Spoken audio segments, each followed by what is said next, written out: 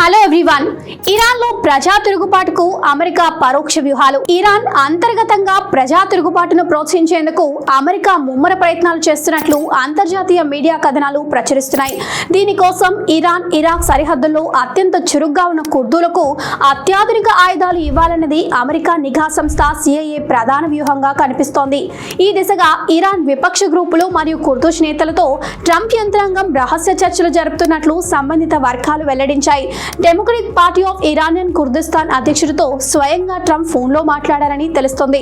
పశ్చిమ ఇరాన్లో రానున్న రోజుల్లో జరిగే భారీ భూతల దాడిలో ఇరానియన్ కుర్దిష్ బలగాలు ప్రత్యక్షంగా పాల్గొనాలని యోచిస్తూ ఇజ్రాయెల్, అమెరికాల సైనిక మద్దతు తమకు పూర్తి స్థాయిలో ఉండటం ఒక గొప్ప అవకాశంగా కుర్దిష్ బలగాలు భావిస్తున్నాయి.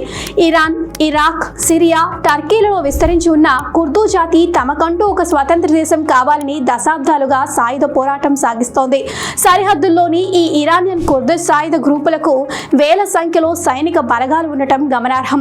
పశ్చిమాసియాలో యుద్ధం మొదలైన వెంటనే ఇరాన్ సైనిక దళాలు వెనక్కి తగ్గాలంటూ ఈ గ్రూపులు బహిరంగ ప్రకటనలు చేశాయి. దీనికి తీవ్రంగా ప్రతిస్పందించిన ఇరాన్ సైన్యం ఈ కుర్దిష్ గ్రూపులపై వరుస దాడులు చేసి అణచాలని చూస్తున్నప్పటికీ వారు గట్టి పోటీతో తీవ్ర అనిశ్చితికి దోహదపడుతున్నాయంటూ పలు నివేదికలు, అంచనాలు చెప్పుకొస్తున్నాయి.